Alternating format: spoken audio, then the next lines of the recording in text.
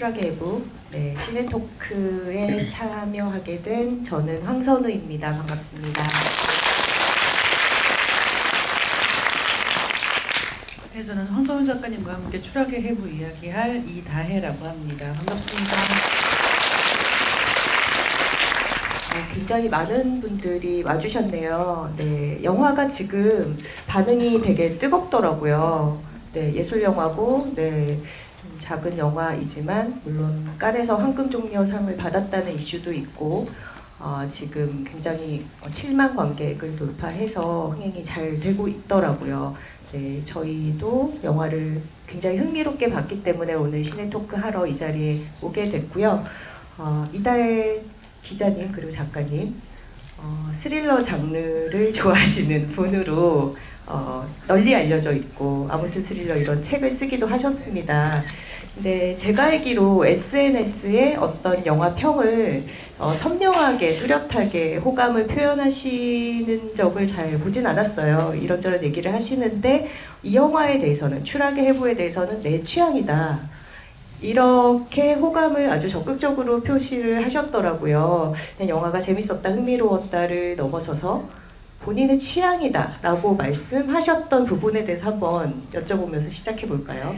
네, 지금 오늘 오면서 저는 황선우 작가님이 말을 많이 하게 해야 된다라고 생각을 했고 작가님도 비슷한 전략을 가지고 오신 것 같아요. 그래서 서로 묻어가보자. 지금 약간 배틀이 됐거든요.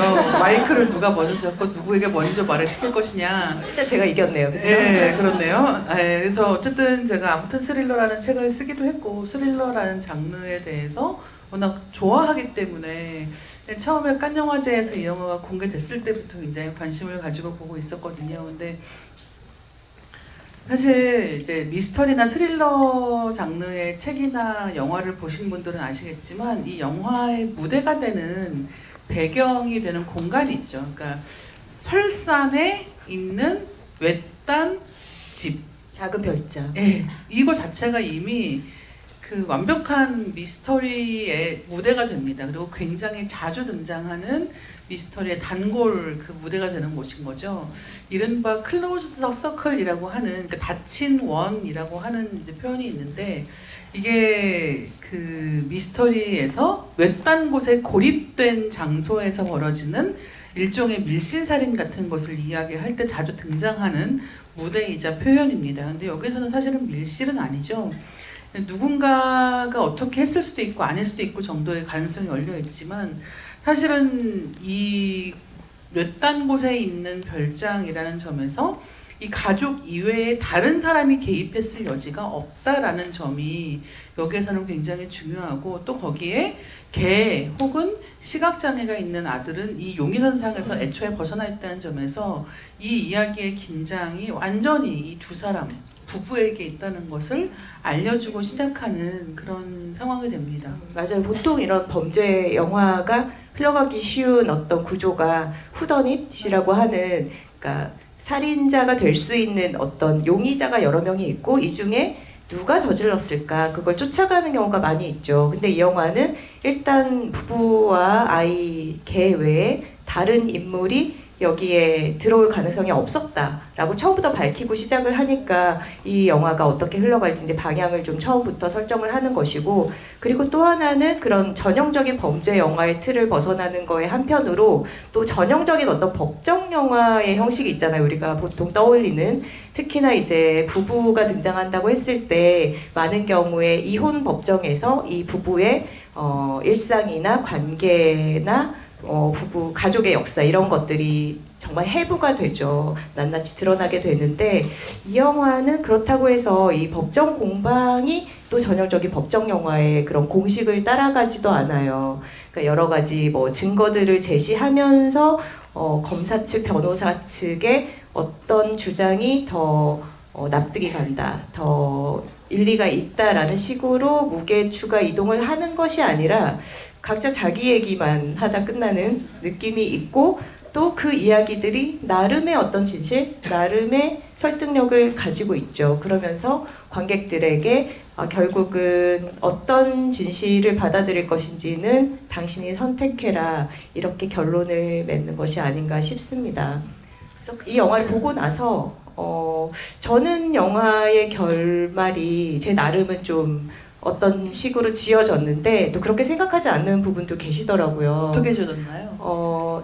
저는 산드라가 죽이지 않았다 라고 생각하는데 죽였다고 생각하는 분들도 계시겠죠? 여러 이유로.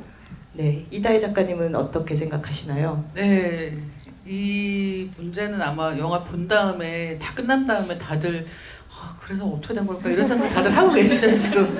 제가 이 영화를 이제 보고 나서 이 관객 반응을 검색을 했는데 되게 자주 이야기되는 것들 중에 두 가지가 하나는 뱅상이 잘생겼다. 저는 뱅상 보고서 왜 토마스 섹스터라는 영국 배우 있잖아요. 러브 액츄얼리의 아역으로 나왔던 그 청년이 나이 들면 저렇게 나이를 먹지 않을까 굉장히 닮았다 이런 생각을 했고 닮은 동물이 떠올려지지 않는다 산드라가 그래서 좀 신뢰하기 어렵다 이런 얘기를 계속 하는데 여우상이지 않나 뭐 이런 생각을 또 했습니다. 그 한 가지가 있고요. 두 번째가 이제 그래서 어떻게 됐을 것이냐 이 결말에 그 영화에서는 이제 법정에서 결론이 나죠. 근데 그럼에도 불구하고 이 영화는 그 이야기를 다 완전히 믿을 수는 없게 이제 구성을 해놨기 때문에 그러면은 진짜 어떻게 된 걸까? 혹시 이 다음에 숨겨진 진짜 이야기가 나오는 게 아닐까라는 생각을 하게 만드는 거예요. 근데 사실 저도 같은 생각이긴 합니다. 왜냐면 이 영화의 중반부에 보면 법정 공방이 이루어지던 초기에 그런 얘기가 나오죠. 그러니까 이 아내가 남편을 죽이려고 한다면 그러니까 체력적인 차이 같은 것들 때문에 물리적으로 굉장히 복잡한 상황이 펼쳐졌을 것이다라는 식의 이야기가 나오는 부분들이 있단 말이에요. 그러니까 저는 이 영화가 너무 재밌는 게 우리가 법정 공방을 본다는 것은 이 양쪽의 어떤 증거 대 증거의 부딪힘을 통해서 진실을 보고 싶다라고 하는 것을 전제로 하고 있는데 문제는 이 영화에서 법정 공방이라고 하는 거는 보면 볼수록 감정적인 면에서의 부딪힘이 얼마나 격심했는가를 알 수 있는 부분이고 진실을 알 수 있는가? 이거는 너머에 있는 일이구나라는 걸 법정 공방 내내 알 수가 있습니다. 그러니까 예를 들면 이제 일반적으로 이 영화가 법정 영화라는 딱 그 장르 안에 들어가려고 한다면 법정 장면에서 훨씬 더 이 핑퐁이 격렬해야 돼요. 그러니까 증인 한 명이 나오면 이쪽 말이 맞다가 그 다음 다른 사람이 나왔을 땐 저쪽 말이 맞다가 격렬하게 왔다 갔다 해야 되는데 이 영화에서는 그 중간 지대에서 약간은 미적지근하게 오히려 우리가 알게 되는 거는 이 증거가 어떤 쪽의 이야기를 하고 있는가 보다는 저 부부가 굉장히 여러 가지로 갈등 상황이 있었구나. 이것을 쉽게 말하기가 어렵구나라는 걸 알 수가 있습니다. 그래서 이 영화에서 이른바 뭐 이게 스릴러냐 아니면 법정 영화냐라고 얘기를 할 때 그렇기도 하고 아니기도 한 속성을 애초에 가지고 있다라고 하는 게 이 영화의 굉장히 좀 중요한 특징인 것 같고 그리고 증인들의 증언이 어떤 있었던 사실, 팩트 그런 것에 초점이 맞춰졌다기보다 굉장히 어떤 심정적이고 감정적이지 않나요? 특히 저는 그 정신과 의사가 증언할 때 이 사람은 본인의 결혼 생활에 뭔가 지금 문제나 또 억울한 심정 같은 게 있어서 삼일에게 굉장히 자기 자신을 투영하는 거 아닌가? 그러니까 그 정도로 너무 그 환자와 자신을 가까이 놓고서 증언을 하고 있더라고요. 근데 그런 점이 또 재밌었습니다. 네, 그래서 이 이야기에서 이 인물 하나하나가 가지고 있는 어떤 이야기들이 재미있는 포인트가 있는데 저는 이 영화에서 되게 중요한 것 중에 하나가 인물들의 전사에 크게 시간을 할애하지 않고 있다라는 점도 좀 재미있었어요. 그러니까 이를테면은 이 영화가 시작하기 전에 이 사람들이 각각 어떤 상황에 있었는지에 대해서 길게 플래시백을 보여준다는 게 하는 방식이 아니라 이 영화에서는 과거 장면이 나오지만 그게 일반적인 플래시백의 방식이 아니고 좀 독특한 방식을 취하고 있습니다. 그래서 이 영화에서 과거 장면이 나올 때는 오히려 더 헷갈리기 시작하는 거예요. 근데 그런 것들 중에 하나가 이제 플래시백 중에 그 과거 장면 중에 하나는 그 부부간의 다툼이 있었을 것이다라는 이야기가 나올 때 나오는 장면인데요. 그 장면에서는 이제 산드라가 남편과 약간 몸싸움을 하면서 이렇게 밀어버리는 것 같은 장면을 누군가의 시점샷으로 보여줍니다. 근데 이게 누구의 시점이지라고 생각을 하면 아들의 시점인가? 근데 아들은 볼 수 없는 거 아닌가? 첫 번째 플래시백이죠. 네, 이 영화에서 네. 사용하는 첫 번째 플래시백. 그렇죠. 그러니까 그런 부분에서의 혼동을 준다는 거예요. 그러니까 이 영화에서 정보가 더해지는 것 같지만 그 정보는 실제로는 우리의 판단을 흐리게 만드는 거고, 또 중요한 거는 우리가 이제 이런 식의 이야기 공방을 볼 때 많은 분들이 그렇게 생각하실 거예요. 나는 팩트만 봐. 팩트를 보면 진실이 무엇인지 알 수가 있어 라고 생각을 하실 텐데, 그 팩트만 본다라고 하는 게 얼마나 어려운 일인지 알려주는 면이 있고, 또 하나는 이 이야기가 전체적으로 흘러가면서 이제 크게는 1년 정도의 시간을 앞뒤에 둔 그런 사건들을 보여주고 있는데, 이 1년의 시간을 사이에 두고 실제로 이 가족이 애도할 시간이 전혀 없었다라고 하는 것, 굉장히 중요한, 그러니까 가장의 죽음을 가운데 두고 애도할 시간을 갖지 못했다라고 하는 사실이 이 영화 전반에 들이우고 있는 불안감 같은 것들을 굉장히 자극하고 있다는 생각도 했어요. 맞아요. 애도에 대해서 얘기를 하니까 저도 영화 보면서 그 생각을 했는데, 사실 이 다니엘과 산드라는 가족 지금 3명, 삼각형으로 구성된 이 가족 3사람 중에서 한 사람의 모서리가 빠져나간 거잖아요. 근데 이게 살인이라는 프레임으로 바라볼 수도 있겠지만, 그렇지 않고 가족 구성원 한 명이 죽었다, 사망했다라고 봤을 때, 사실 이제 가족을 떠나보내 보신 경험이 있으신 분들은 아시겠지만, 이 삼각형이 이제 두 사람의 선이 되잖아요. 그러면서 이 균형을 새로 잡기 위한 가족의 어떤 집안 변경이 아주 대대적으로 일어납니다. 근데 사실 영화 속에서 다니엘과 산드라는 그 관계 재구성만으로도 굉장히 벅찬 시간을 보내게 되는데, 어떻게 보면은 사망 이후에 이 법정 공방이 1년 넘게 끌게 되면서 제대로 그 자기 남편, 아빠를 떠나보내고 이 사람의 빈자리를 서로 나눠서 가지면서 가족 관계를 새로 다독여서 나아갈 수 있는 미래에 대한 어떤 대비 같은 거를 제대로 하지 못하고 그 시간에 이제 계속 법정 출두를 하고 있는 거죠. 그래서 마지막 장면에 이제 산드라가 집으로 돌아와서, 집으로 돌아간다는 것도 굉장히 어떤 큰 이슈잖아요. 집에 돌아가도 될까? 왜냐면 아들과의 사이에도 지금 서로 우리가 신뢰할 수 있는가, 믿을 수 있는가, 우리가 앞으로 같이 갈 수 있는가에 대한 어떤 쟁점 다툼이 되게 길게 있었던 상황이기 때문에, 그래서 집으로 돌아가서 마침내 평화로워 보이지만 사실 정말 어떤 영광도 가져오지 못한 그 새벽을 보낼 때, 그때 이제 관객들은 생각하게 되는 거죠. 앞으로 이제 산드라의 삶이 법정에서 무죄를 증명받았고, 말하자면 승소를 했다고도 할 수 있지만, 이제 이 사람은 정말 그것을, 그 애도와 그 가족의 어떤 재형성을 이제 시작해야 되는 시점이구나. 이게 얼마나 또 지난할까. 그러면서 또 생각해 보게 되죠. 이 사람은 분명히 자신의 현실을 재료로 해서 소설을 쓰는 작가인데, 산드라가 이제 앞으로 남편의 죽음을 바탕으로 해서 쓰는 소설은 과연 어떤 이야기가 될까? 또 세상 사람들은 그거를 어떤 시선으로 해석을 해서 바라볼까? 이런 것들을 생각하면서 그 긴 마지막 씬을 바라보게 됩니다. 아까 플래시백에 대해서 작가님이 잠깐 얘기를 해주셨는데, 참 영화가 플래시백을 사용하는 방식이 독특하고 그 방식을 통해서 관객을 교란한다는 생각이 들었어요. 제가 이제 극장에서 영화를 한번 보고 나서 나중에 GV를 준비하기 위해서 다시 보면서 좀 메모를 하면서 봤는데, 플래시백을 전체 5번을 사용하고 있더라고요, 영화에서. 근데 처음에 2번은 이 이 추락 사고를 재구성하는 어떤 관점에서 사건의 재현처럼 보여줘요. 근데 재밌는 거는 이게 진짜 있었던 일을 보여준다라는 게 아니라 어떤 그 등장인물들이 검사 측, 변호사 측에서 주장하는 가설을 이런 느낌? 이렇게 좀 던져주는 식으로 처음 2번의 플래시백을 사용을 합니다. 그래서 첫 번째 플래시백은 이제 산드라가 남편을 죽였다라는 가설 하에 이 여자가 이제 남편을 밀치는 그런 장면이 나오고요. 그리고 2번째에서는 이제 자살했다는 가설에 따라서 이 남자가 혼자 떨어지는 장면이 그렇게 나와요.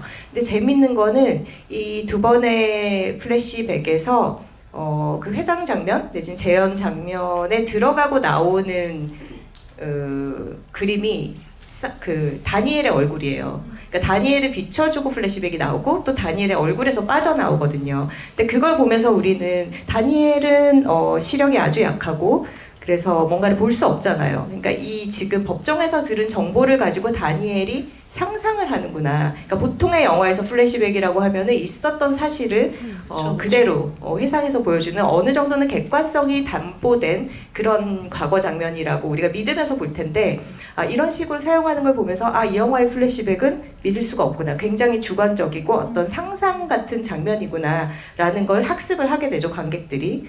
그리고 이제 세 번째 플래시백 씬은 재미있는 것이 약간 스눕의 눈높이에요. 개의 눈높이 정도로 굉장히 낮은 앵글로 집안을 훑고 가면서 그 남편이 자살 시도를 했을 때 토사물로부터 시작해서 이제 그 쓰레기통에 껍질이 버려져 있는 그 장면을 보여주죠. 이제 그러면서 나중에 다니엘이 하게 되는 실험, 스눕을 통해서 아빠의 자살 시도가 사실이었는지를 검증하는 그 장면에 스눕을 저는 윤리적으로 동의하기는 힘들지만 그런 식으로 활용하는 장면과 어떤 연결고리가 만들어집니다.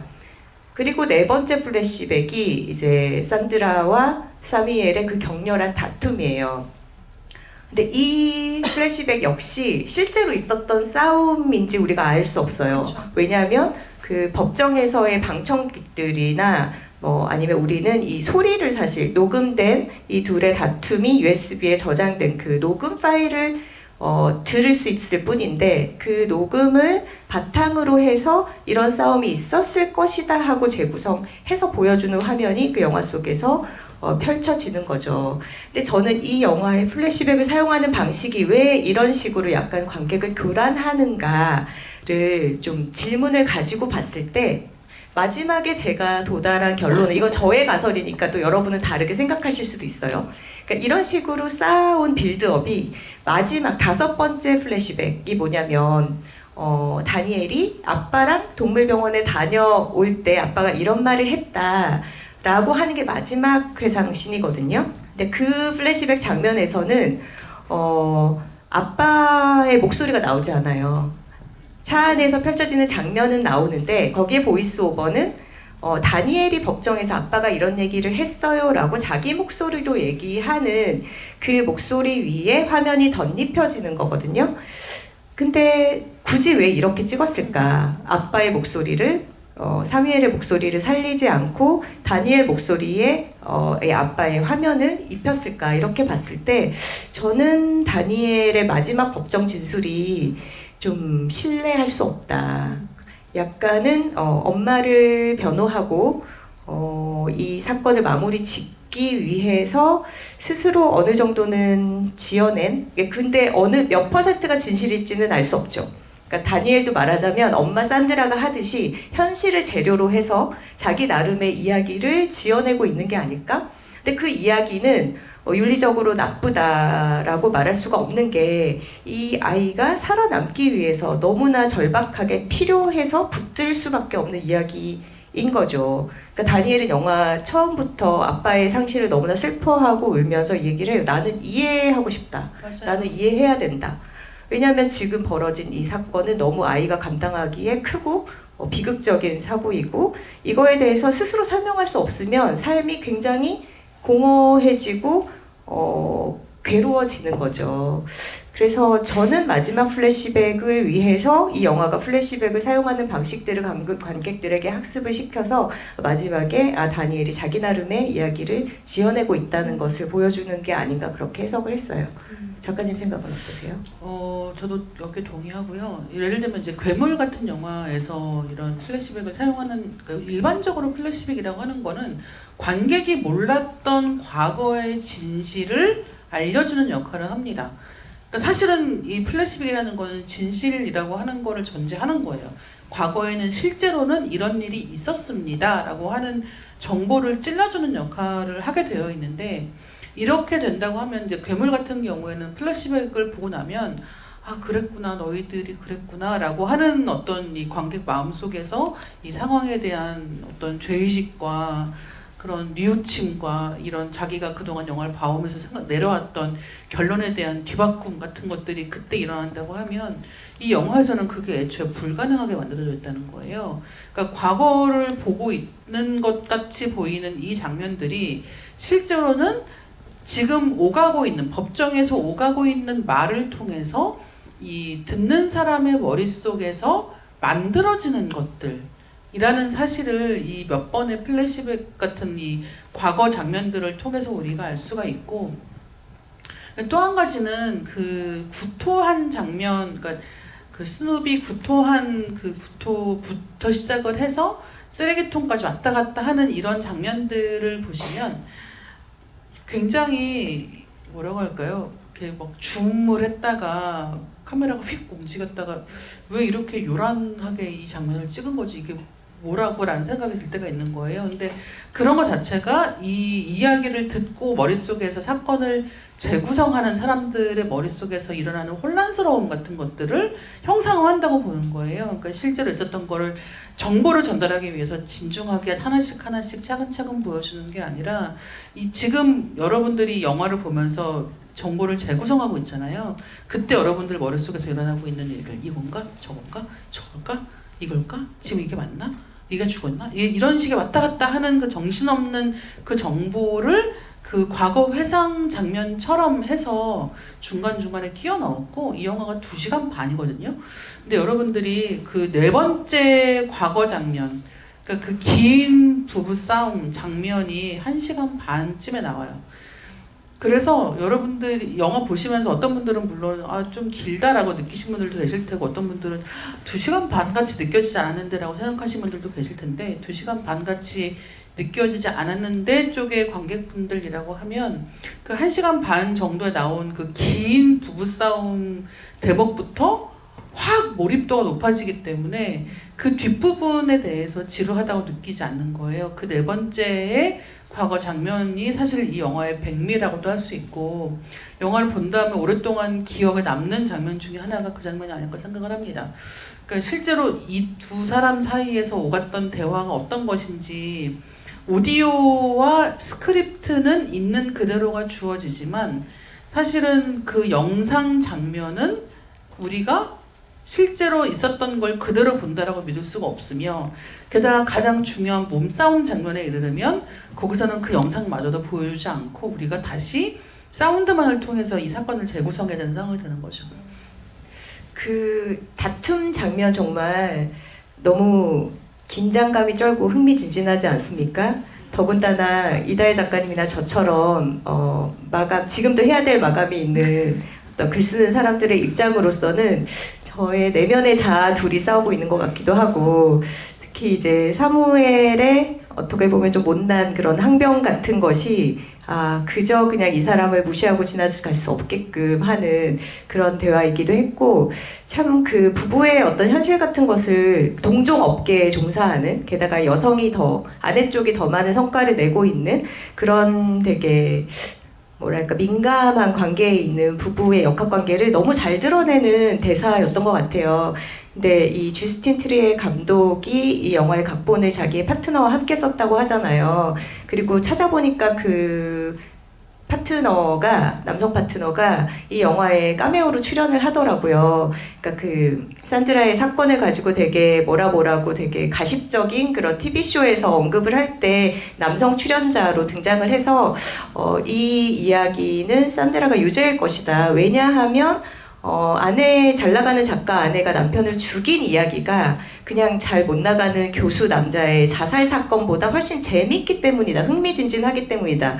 이런 얘기를 해요. 근데 이 대사도 참 의미심장하죠. 그러니까 영화에서 내내 던지는 어떤 질문은 우리가 사실의 단편들을 접하고 알고 보고 있다고 해서 과연 전체적인 진실을 파악할 수 있는가, 그 사실의 조각으로 우리가 진실의 실체를 파악할 수 있는가라는 질문을 계속 던지고 있고, 영화 속에서 다니엘이 해야 하는 일이 그것이죠. 다니엘이 자기가 접하는 정보들에서 결국은 선택의 문제가 되죠. 내가 어떤 이야기로 나를 둘러싼 진실을 결정할 것인가? 그러니까 그것을 관객들도 똑같은 어떤 질문에 부딪혀서 수행을 하게 됩니다. 아니 그래서 이 영화 시작하자마자 맨 처음에 등장하는 소리가 뭔지 기억하시나요? 그 개가 이렇게 통통통 뭔가 걷는 것 같은 소리가 들리고 그 다음에 이제 인터뷰하는 그 사운드가 나오는데 이 암전에서 화면이 켜지기 직전에 산드라가 하는 대사가 What do you want to know?예요. 뭘 알고 싶냐? 라고 묻는단 말이에요. 근데 이게 이 영화 전체를 지배하는 질문인 거예요. 뭘 알고 싶은 거야? 우리가 이 영화에서 뭘 알고 싶은 거라고 했을 때 누가 죽였는지 알고 싶은 건가? 왜 죽였는지 알고 싶은 건가? 혹은 이 가족의 진실이 뭔지 알고 싶은 건가? 이 부부 사이를 알고 싶은 건가? 계속해서 우리는 이 영화에서 그 다음 장면은 이제 이 2층에서 공이 굴러 떨어지고 그 다음에 스누비 이제 그 공을 주우러 막 뛰어내려오는 장면이죠. 저는 너무 재미있는 것 중에 하나가 개들은 그 공을 던지면 반사적으로 그 공을 향해 뛰어간단 말이에요. 근데 실제로 이제 이런 영화에서 우리가 사건 중심의 영화에서 우리가 보이는 반응이 어떤 사건이거나 어떤 정보가 주어지면 그 정보를 향해서 이건가? 라고 생각하고 뛰어갑니다. 그 공이 일로 가면 다시 일로 뛰어가요. 그런 식으로 이 법정 공방에서 이 얘기가 나올 때, 저 얘기가 나올 때 우리는 계속 갈피를 잡지 못하고 왔다 갔다 하면서 결국은 내가 What do I want to know? 라고 하는 내가 무엇을 알기 위해서 이 영화를 보고 있는 것인가 라고 하는 그 첫 번째 질문을 놓치게 되는 거예요. 그 이야기를 영화 후반부에서 다니엘이 왜? 라고 하는 질문이 중요하다는 이야기를 다시 한번 하죠. 그 공을 쫓아가듯이 이제 영화가 제시하는 정보들을 보고 있다는 게 다니엘이 법정에서 검사와 변호사 사이에 있는 장면에서 굉장히 시각적으로 드러나는 것 같아요. 왜 검사 측에서 얘기를 할 때 다니엘이 검사를 보고 있고 여기서 이 장면에서 카메라 패닝을 굉장히 극단적으로 가로로 확 돌리거든요. 그러니까 검사 얘기할 때는 검사 쪽을 보다가 또 변호사가 얘기하면은 카메라가 굉장히 많이 회전을 해서 변호사 쪽을 보는 다니엘을 비추죠. 근데 그랬을 때 정말 양쪽의 이야기가 어느 쪽으로 기울어지지 않고 팽팽하게 왔다 갔다 하면서 제시가 되고 결국은 이 산드라와 사미엘의 결혼 생활도 마찬가지인 거죠. 특히나 그 다툼 장면에서 이 사람 얘기를 듣다 보면 이 사람의 입장이 굉장히 이해가 되고 또 이 사람의 얘기를 듣다 보면은 이 사람이 잘못한 게 없어 보이고 어떻게 보면은 이 객관적인 엄정한 사실이라는 게 우리 삶에서 존재하나 결국은 각자의 입장 차이가 있을 뿐이고 이것을 나중에 사후적으로 재구성을 하다 보면은 누군가는 괴물이 되거나 누군가는 짐승이 되거나 그런 식으로 오해받기가 너무 쉬운 일이 아닌가 그런 생각을 하게 되죠.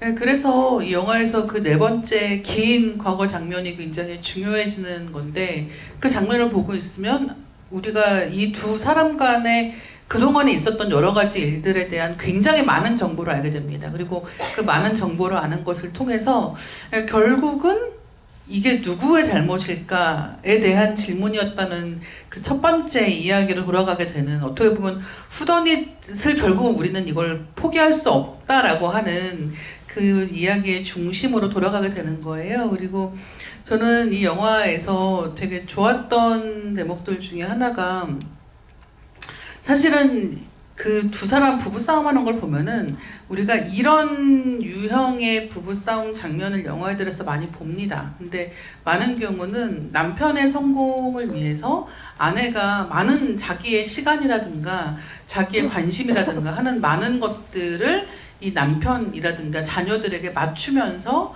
희생한 것에 대한 보상을 요구하거나 거기에 대한 불만을 토로하는 방식의 이야기들을 많이 보셨을 거예요. 근데 이 영화에서는 그 이야기가 사실상 성별이 반전되어 있습니다. 그래서 이 남편이 오히려 내가 그동안 당신에게 맞춰왔다라는 이야기를 하고 그 다음에 내가 내 시간을 확보하기 위해서 당신이 좀 더 노력해라 라는 이야기를 하고 있는 거예요.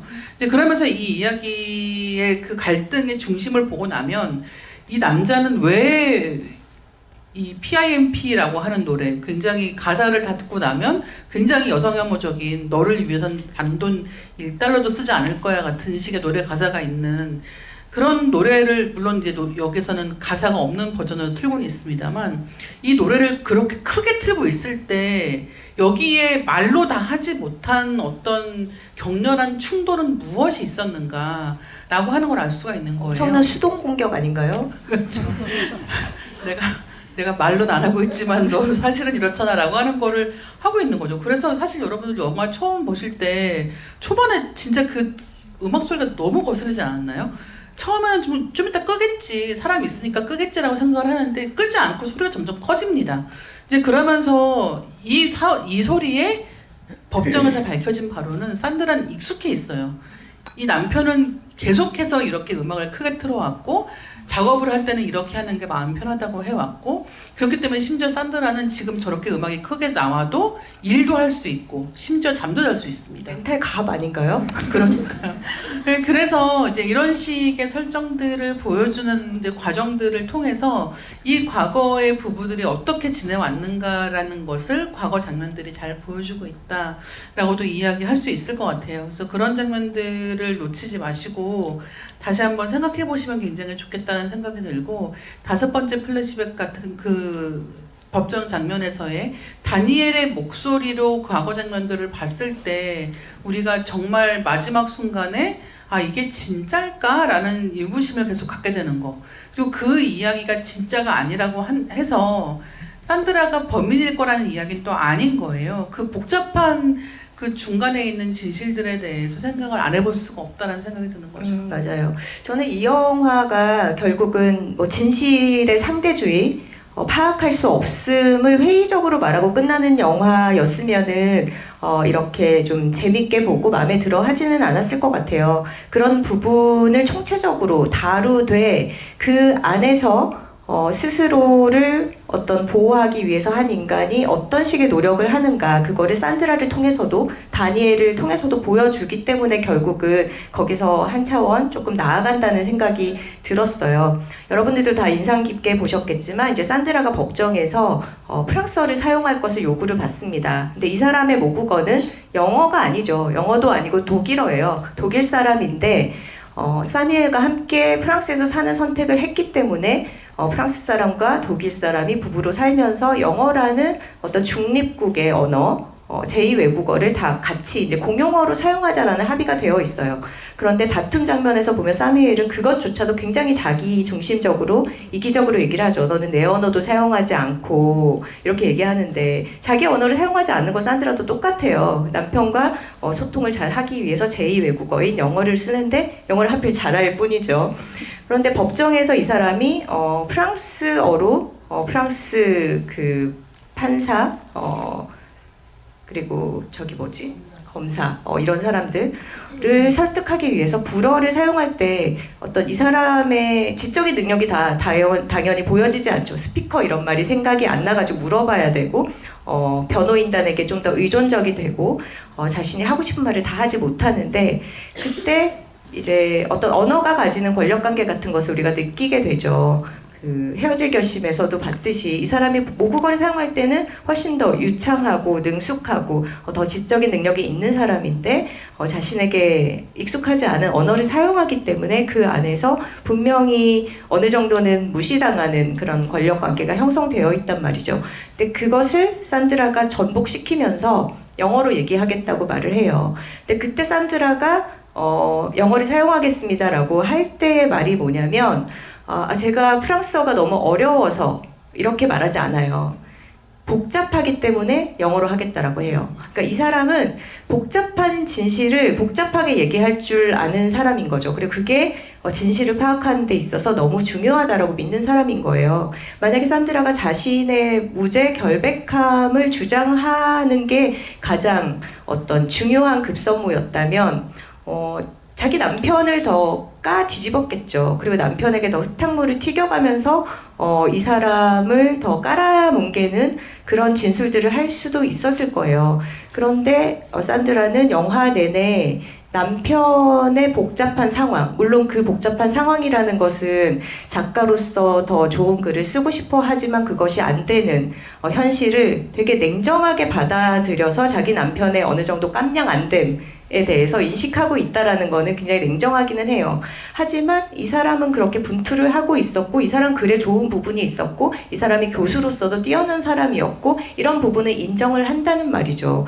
그러니까 사무엘이 얼마나 복잡한 문제를 가진 복잡한 사람이었는가, 그리고 우리 부부 관계가 얼마나 표면에 드러가는 난 것처럼 그렇게 단순하지 않았는가를 제대로 말하기 위해서 노력하는 사람이 산드라라는 거죠. 그렇기 때문에 저는 이 사람이 살인을 저지르지는 않았을 것이다 라고 믿게 되는 선생님. 부분이기도 했어요. 너무 아마추어처럼 주관적이었다니까요. 갑자기 이런 결론도 가시는 거예요? 여러분 일단 지금 여기 QR코드를 스캔해서 네, 오픈 카톡방 들어오시면 뭐 질문 있으신 분들은 질문 남겨주시면 좋을 것 같고요. 그 다음에 뭔가 영화 보시고 떠오른 생각이 있으시면 거기에 글 남겨주시면 같이 이야기를 해볼 수 있을 것 같습니다. 저희 한 5분 정도 더 얘기하고 이제 오픈 카톡방에 올라온 이야기들을 진행해보면 어떨까 하는데요. 아, 그리고 그 네. 부분도 재밌었어요. 그 부부가 싸우는 장면이 나오는데 거기서 점심 때잖아요. 근데 밥을 해 먹으면서, 근데 가사노동은 이제 사무엘이 하고 있죠. 산드라는 절대 밥을 하지 않습니다. 이 집에서 요리를 하는 거는 한 번 했다, 한 번 했구나. 근데 뭐 뱅상도 자기의 사건을 의뢰한 변호사인데 뱅상이 처음 이 집에 와서 하는 게 파스타 삶는 거죠. 그리고 부부가 같이 먹는 식사도 사무엘이 준비를 하고 있고, 그랬을 때 원래 이제 산드라는 자기 남편에 대해서 법정에서 진술을 할 때 낮에 술을 안 먹는 사람이라고 그랬거든요. 근데 점심 때 둘이 밥을 먹다 싸우는데 그 장면에서 술을 먹고 있더라고요. 그래서 이런 것도 좀 관객을 교란시키기 위해서 넣어놓은 건가? 혹은 우리가 서로에 대해서 잘 알고 있다고 생각하고 거짓말을 하기 위해서가 아니라 일상적으로 하는 이야기지만 서로 간에 어떤 관찰이나 이 사람에 대해서 인식하고 있는 것이 굉장히 오류가 많을 수도 있다라는 것을 반영하는 부분 같기도 했어요. 네, 그래서 지금 오가고 있는 말을 완전히 믿을 수는 없잖아 같은 식의 정보를 계속해서 이 영화가 찔러주고 있고, 그렇기 때문에 영화가 정말 각본 잘 썼다라고 하는 이유는 여러 가지 대사들, 굉장히 절묘한 타이밍에 치고 들어오는 대사들 때문도 있지만 그 외에도 이런 장면들 때문인 것 같아요. 그러니까 말로는 이런 정보가 왔지만 우리가 실제 보게 되는 건 다른 이야기일 때 그 사이에서 뭘 더 믿을 것이냐라고 하는 문제들, 그리고 그 하나하나를 따지는 게 중요한가라고 하는 근본적인 질문들도 이 영화가 빼놓지 않고 있는 것 같습니다. 이 영화를 보고 각본도 물론 잘 썼고 되게 뛰어난 대사가 많지만 이것이 시네마다 이렇게 얘기하시는 분들이 많더라고요. 근데 그런 반응이 나오는 게 어떤 영화적인 이야기를 영화적인 방식으로 하고 있어서라는 생각이 많이 들었어요. 그러니까 우리가 대사로 파악하고 있는 이야기의 흐름과 별개로 어떤 이미지로 보여주는 것들, 그리고 사운드로 표현하는 것들, 카메라 워킹, 이런 것들이 굉장히 주제를 향해서 응집이 되어 있지 않나 싶었고, 저는 이 영화에서 또 재밌었던 게 어떤 하강, 추락과 상승의 이미지를 반복해서 사용하는 거, 그게 굉장히 능숙하다고 느꼈거든요.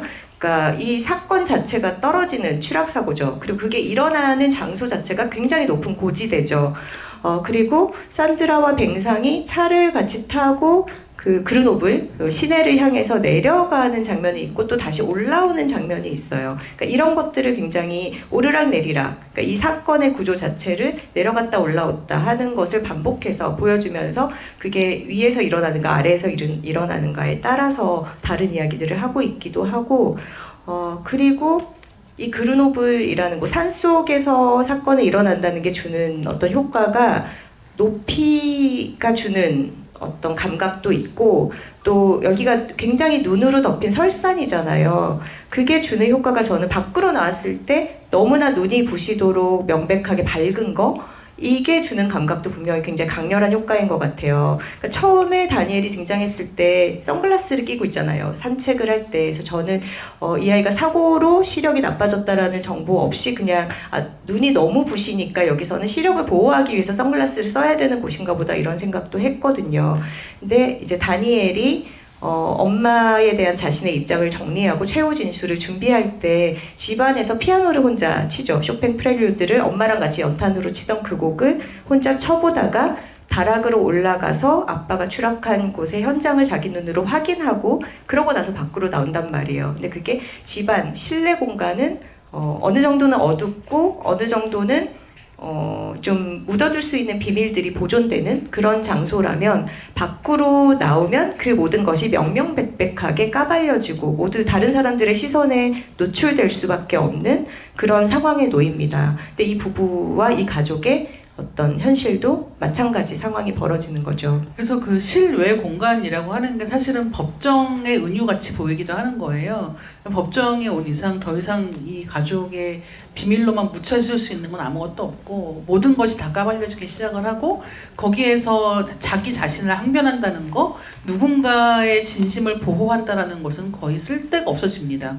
근데 그러면서 법정 장면에서의 이 날카로운 말들이 오가게 되는 건데 사실 이 영화에서 법정 장면도 굉장히 잘 재밌게 보여지고 있거든요. 그 중에 하나는 이 밉상인 검사가 계속해서 거의 혼자 1인극을 하는 것처럼 오만 가지 이제 의혹들을 던지는 것, 요 한 가지가 있을 것이고 또 한 가지는 이 영화에서 이 뱅상과 이쪽에서 이제 이걸 방어하기 위해서 던지는 말들입니다. 근데 저는 이 영화에서 법정 장면이 훌륭하다라고 얘기할 때 빼놓을 수 없는 게 이 산드라라고 하는 이 주인공의 얼굴이에요.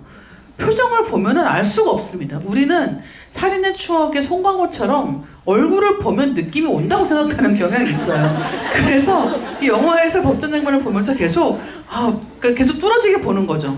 마치 무슨 정보가 거기 있을 것처럼. 그래서 산드라가 이런 때 이런 표정을 지으면 혹은 눈물을 흘리면 혹은 뭔가 좌절하는 것 같으면 슬퍼서 그런가? 이런 생각을 계속 하는 거예요. 근데 그 사이에서 정말 놀랍게도 우리를 계속 교란하는 게 무표정한 얼굴입니다. 근데 여기 이 영화에서 이 산드라 힐러의 표정 관련한 대사가 한 가지가 있죠.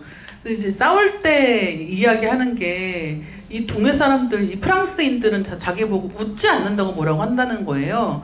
그러니까 이제 그게 프랑스인과 독일인에 대한 어떤 기질적인 차이에 대한 농담이기도 하지만 그게 이 영화에서 산드라 힐러의 연기에 대한 어떤 큰 은유처럼 느껴지기도 하는 거죠.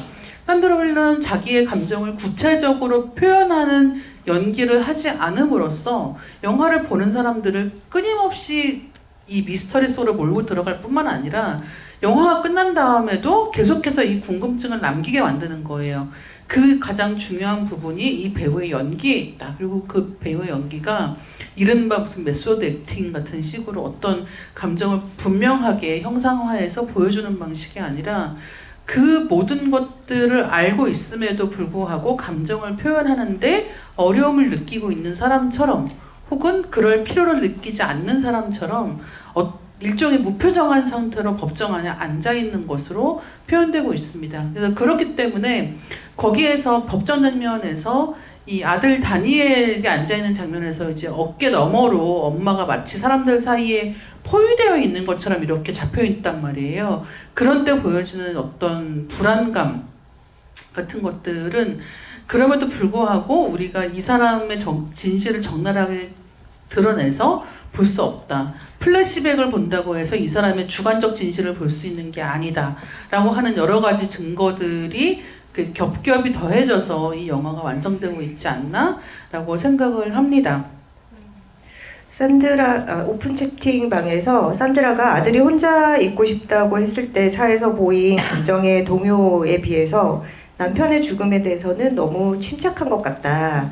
아까 그 어떤 산드라 힐러가 연기할 때 무표정과 연결되는 얘기인 것 같고요. 또 이런 멘션도 있네요. MBTI 과몰입으로서 산드라는 T, 사무엘은 F다. 근데 저도 좀 보면서 그 생각을 하긴 했어요. 그러니까 이게 뭐 독일인에 대한 어떤 그 우리의 선입견 이런 걸 떠나서 이 사람 자체가 굉장히 좀 냉담한 면이 있죠. 건조하고요. 그러니까 저는 그게 굉장히 이 사람의 옆에서 살아가는 가족들은 힘들 수도 있겠다라는 걸 느낀 게 아이가 아빠가 죽고 힘들어하면서 울 때 그 데모가 가서 어쨌거나 자기에게 도움이 됐던 어떤 심령적인 이야기를 하면서 근데 그게 아이한테 도움이 된다면 거기서 과학 얘기를 들먹이며 애한테 비합리적인 이런 얘기 하지 말라라고 굳이 그렇게 말릴 건 아닌데 그렇게 떼어낸다던가 하는 게 이 사람의 어떤 엄정함이 옆에 있는 사람들한테 되게 상처가 되는 순간이 있었겠다 싶었어요. 그러니까 이 사람은 아닌 건 아니라고 계속 얘기해야 되는 사람인 거예요. 그렇죠. 근데 말하는 사람도 몰라서 얘기하는 건 아니거든요. 이제 그런 면에서 네 번째 플래시백 장면은 결혼은 신중히 해야겠다 생각하게 된 장면이긴 해요. 라고 적어주신 분도 계십니다. 이런 그 산드라 같은 사람이랑 말싸움하면 절대 손해죠. 왜냐면 내 시간을 너를 위해서 다 썼어. 나도 내 시간 좀 확보해야겠어. 만약에 너가 나처럼 이렇게 집안일 다 하고 애 돌보면서 그렇게 하면 너도 글 못 쓸걸? 그러면은 나는 걱정하지만 나는 어떤 상황에서도 쓸 수 있어. 진짜 너무 짜증나지 않나요? 그러니까요. 그리고 자살이 추락의 해결책이었을까요? 어떤 다른 이야기가 가능했을지요? 라고 질문 주신 분도 계신데 지금 황선우 작가님이 말씀해 주신 거에 연결지어서 얘기를 해보면 이를테면 이게 자살이었다고 하더라도 그 과정에서 이런 어떤 심정적인 궁지에 몰리게 한 사람이 산드라라는 거는 부인할 수 없는 사실이겠죠. 그러니까 어떤 이 죄책감을 느끼고 아들의 사고에 대해서 죄책감을 느낀 남편이 있고 자기가 하고 싶지만 그만큼 능력에 따라주지 않는 일 때문에 괴로워하고 있고 근데 그런 상황에서 뭔가 계속해서 도움을 청하고 있지만 이 상대방은 너무 유능한 거예요. 이 아내는 남편이 실패한 그 분야에서 완전히 뛰어난 사람입니다. 그러니까 둘이 다른 분야면 또 달랐겠죠. 근데 남편이 글을 쓰고 싶어 하는데 이 글을 잘 못 쓰고 있는 상황에서 이 아내는 바로 그 글을 잘 쓰는 사람이에요. 같은 글감을 가지고도 이 남편은 끝까지 쓸 수 없는데 아내는 그 이야기를 성공한 이야기로 만들어낼 수 있는 사람입니다.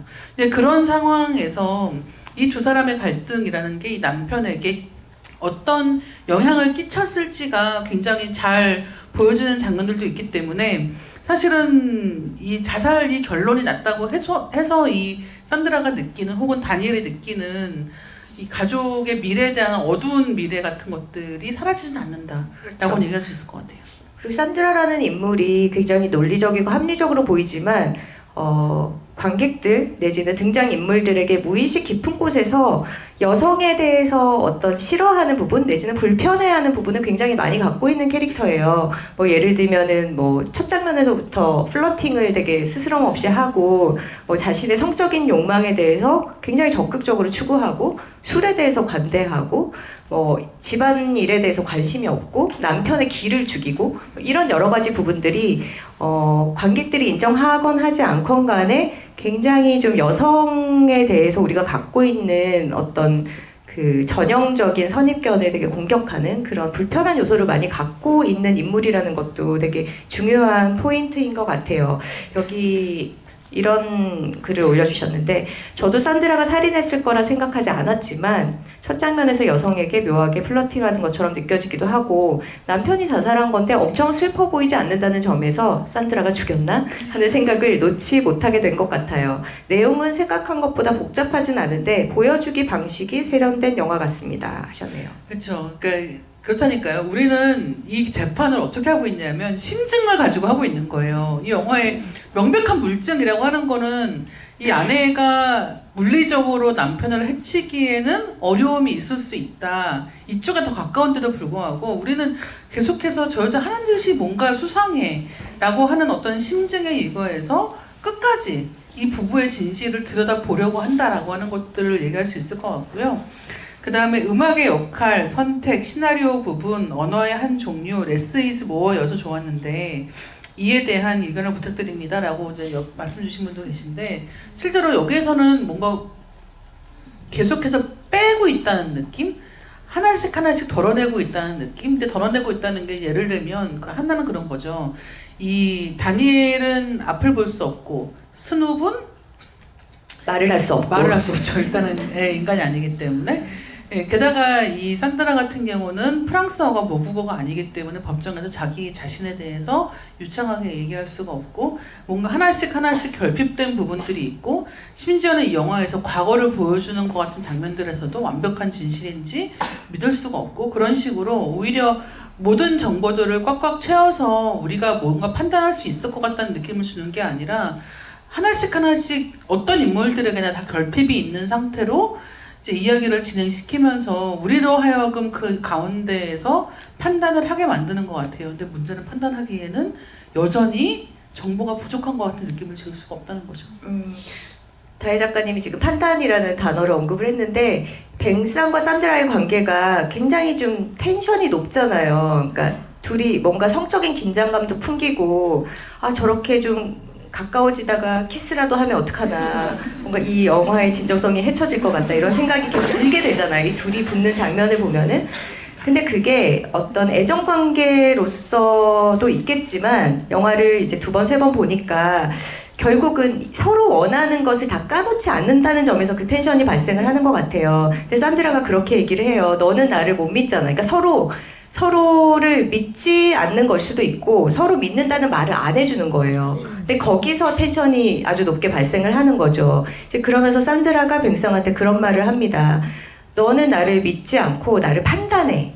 젖지라는 단어를 쓰면서. 근데 이 젖지가 2가지 뜻이 있잖아요. 법정에서 판결을 내리는 것도 젖지고 우리가 그냥 뭐 세상 만사에 대해서 판단을 한 것도 젖지란 말이에요. 근데 이 영화에서 일어나는 2가지 레벨이 바로 이 젖지의 2가지를 보여주는 거죠. 법정인 공방을 통한 판결과 보는 사람들이 이 사건에 대해서 생각하는 판단 2가지가 동시에 일어나고 있는데 사실 그런 생각도 들었어요. 이 영화 속에서는 이제 단편적인 어떤 사실들, 뭐 녹취 파일이라든가 뭐 누군가의 진술 이런 걸로 이 여자에 대한 젖지가 일어나는데 또 소설을 쓰는 작가라는 이유로 이 사람의 작품 자체가 이제 어떤 과대 표현돼서 이거가 이 사람에 대해서 판단하는 근거로 쓰이기도 하죠. 근데 지금의 한국 사회에서 우리가 모두 서로 판단을 내릴 때 과연 우리는 얼마나 신뢰성이 있는 근거를 가지고 한 사람에 대해서 판단을 하는가? 산드라가 SNS를 안 해서 정말 다행인데 요즘에 한국 사회에서는 SNS에서 이 사람이 했던 말 표현 이런 것을 이 사람의 정말 어떤 뒤흔들지 못하는 진실 뭔가 굉장한 신념인 것처럼 사람에 대해서 판단 내리는 경우가 너무나 많잖아요.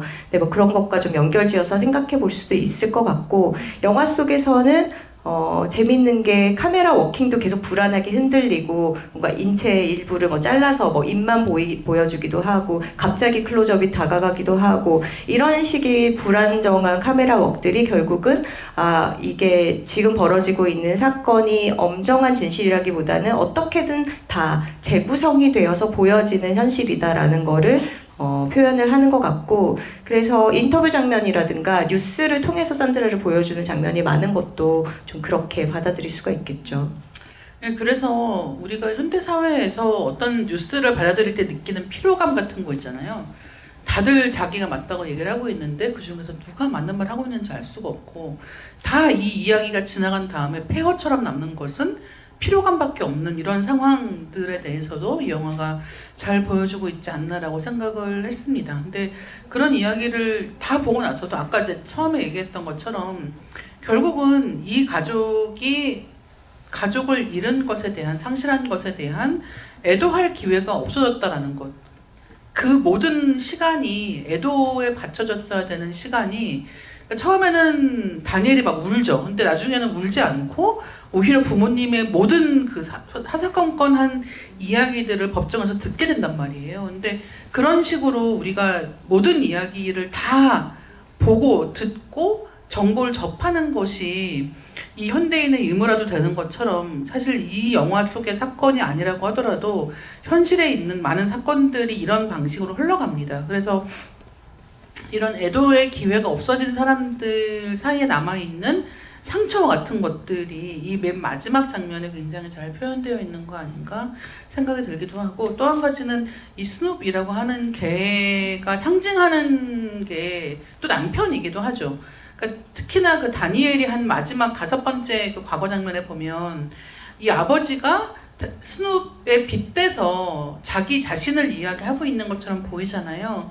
그렇기 때문에 마지막 장면에 이 산드라가 누워있을 때 스눕이 옆으로 올라와서 이렇게 같이 눕는 이 장면이 마지막 장면이 된다는 것도 굉장히 의미심장하게 보입니다. 근데 이거는 이제 이 영화 관련된 인터뷰를 보면은 이 장면에서 시킨 게 아니래요. 스눕한테 올라와서 누우라고.